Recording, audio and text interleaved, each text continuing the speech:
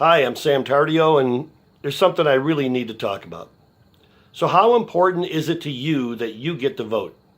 I imagine that answer will range from I don't give a damn if I ever vote, never have, never will, to voting being highly treasured as the most important participatory connection we have in the sustenance of our democracy and the strength of our country. Wasn't too long ago, most people were denied their participation in voting. In the beginning, you had to be white landowner born in this country to vote. I'll skip through all the years of injustice with the different groups that had to wait and fight to get their right to vote, right up to less than 100 years ago when women were finally assured that right. But I'm not here to give a history lesson. This is about what's happening here and now.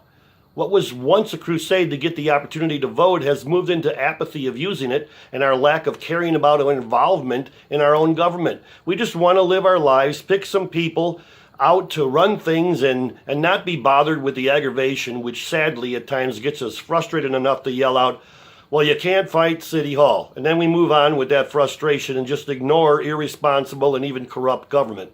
I've been there. Even though in my lifetime I've never missed the opportunity to vote, I admit to not knowing enough about the issues or the people I was making my selection from that I ever should have been voting at all. 4 years ago, I voted for home rule. That shows how uninformed I was. So we have apathy and ignorance in the mix of voters with the people that really follow their hearts and minds to make their contribution to this country with an informed, intelligent vote. There's another factor in the mix that's misinformation. It comes from people spreading their uninformed opinions to everyone they know, telling others how they should vote when it is in fact their ego driving them, not their informed knowledge. And one step past that are the people with an agenda trying to influence every voter possible, pushing it with twisted facts and even lies to get what they want because it's a means to their own personal gain. We see it all over the country, including right here in Sedona. We're no different than anybody else because we're a mix of people running a gamut from lazy to fired up knowledgeable to those with the powerful motivation of greed. But right here in Sedona, we're also different in a bad, sad way. And that is the effort being spent to deny you and me the opportunity to vote. One of our most basic rights or privilege, whatever you want to call it, is having the opportunity to vote. And there are people here that want to take that privilege away from you. I'm talking about 6 people on the city council, plus the upper echelon of this city's administration, and in all likelihood, some people outside City Hall that are powerful players in our government. Basically, it's the unelected making decisions for this city, for us, we the people. Now, I'm not talking about how the present hired administration tells the elected city council how to run the city. That's bad and sad enough. I'm referring to the powers to be deciding that citizens like you and I shouldn't enjoy our right to vote at all. I'm referring to their constant blocking of Sedona citizens from having the opportunity to vote on an alternative to home rule called the permanent base adjustment. The PBA has been proven it will give us everything we need to fulfill every financial obligation this city has, yet the city council blocked it twice, and when they couldn't prevent it from getting on the ballot, the administration, and I'm sure the powers to be, decided it had to stop it by any means possible. So they attacked it on a legal level, which the court will decide on this month. The city is going to lose this legal battle because the courts don't like the disenfranchisement of voters. While the powers would like to win this case, their secondary goal is to prevent the PBA from taking valuable votes away from the precious home rule. So making it look like the PBA won't be on the November ballot is almost as good as winning the case. A little side note. The taxpayers are paying the legal fees to prevent ourselves from having a vote, and the taxpayers will pay the opposing legal fees when we lose this court battle? Well, anyway, the powers to be really don't want us to vote on this alternative, don't they? Why? Unfortunately, they put enough scare into the air that some people may still think without the PBA we'd have to have home rule, but that's not anywhere near the truth. Even with the state's bare bones $24 million starting point and the one-time override of $12 million or more if we want it, we're still fully capable of paying every single bill and every nonprofit Sedona has already committed to. What it won't do is pay for that pet project, the bastardization of Uptown. They know that if the PBA was in force right now, the people of this city would never approve that or their destructive connector roads, but it won't happen.